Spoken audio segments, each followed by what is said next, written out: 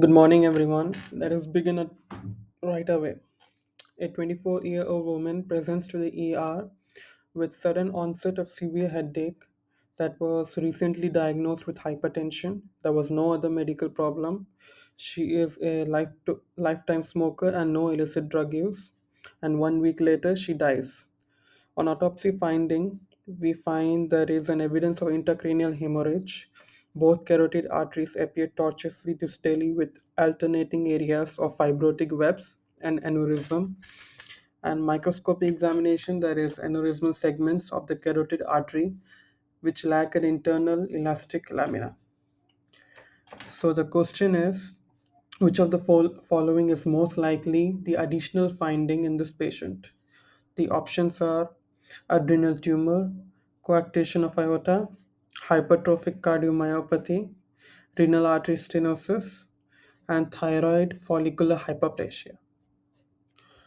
The answer to this question is renal artery stenosis because this young woman with recent onset of hypertension died of intracranial hemorrhage, so likely from a ruptured aneurysm.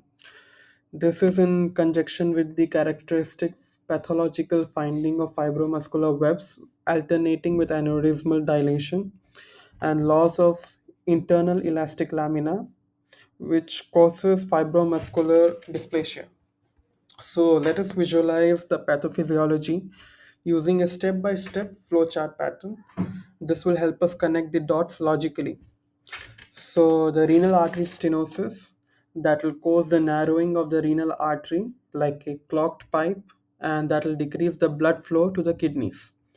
The kidneys then perceive this as low blood volume, and that will cause the increase in renin secretion, thereby activation of the renin angiotensin aldosterone system that will convert the angiotensinogen to angiotensin 1 and hence to angiotensin 2 via angiotensin converting enzyme.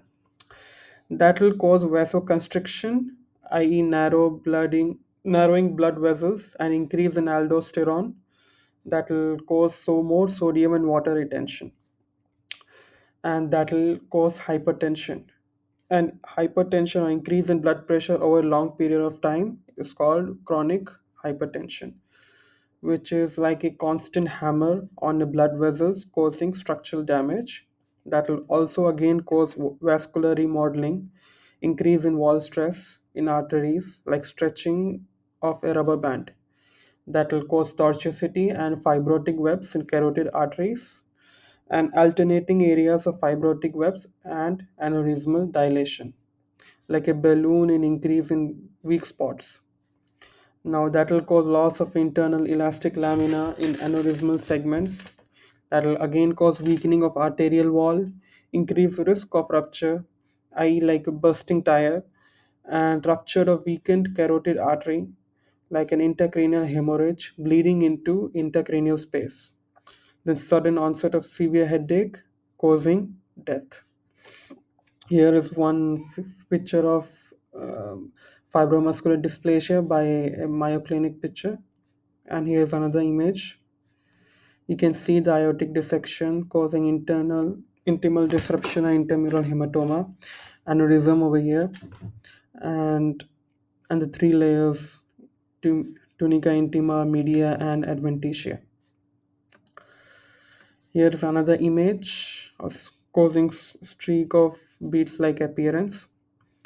Now, let's go back to the first question again. So, what about the other differentials?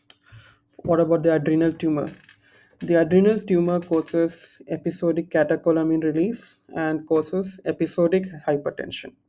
There was no episodic symptoms like palpitations or sweating, so adrenal tumor cannot be the answer.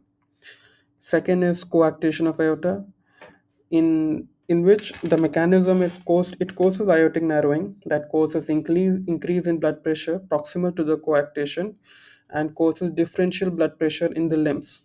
There was no differential blood pressure or rib notching and imaging, which is a characteristic feature of coarctation of aorta. Next is hypertrophic cardiomyopathy. In this one, there is heart muscle thickening, which causes obstructed blood flow and then hence causes cardiac symptoms such as chest pain.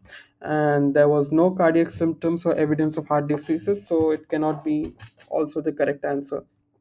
Next is thyroid follicular hyperplasia.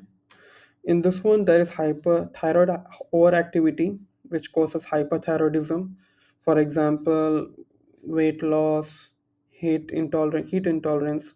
And in this question, there was no thyroid-related symptoms or hormonal imbalance, thus making the only correct answer as renal artery stenosis. Hope you enjoyed this, and you can see the rest of the answer in my newsletter called excelstep1.behind.com. The link is in the description below. Thank you.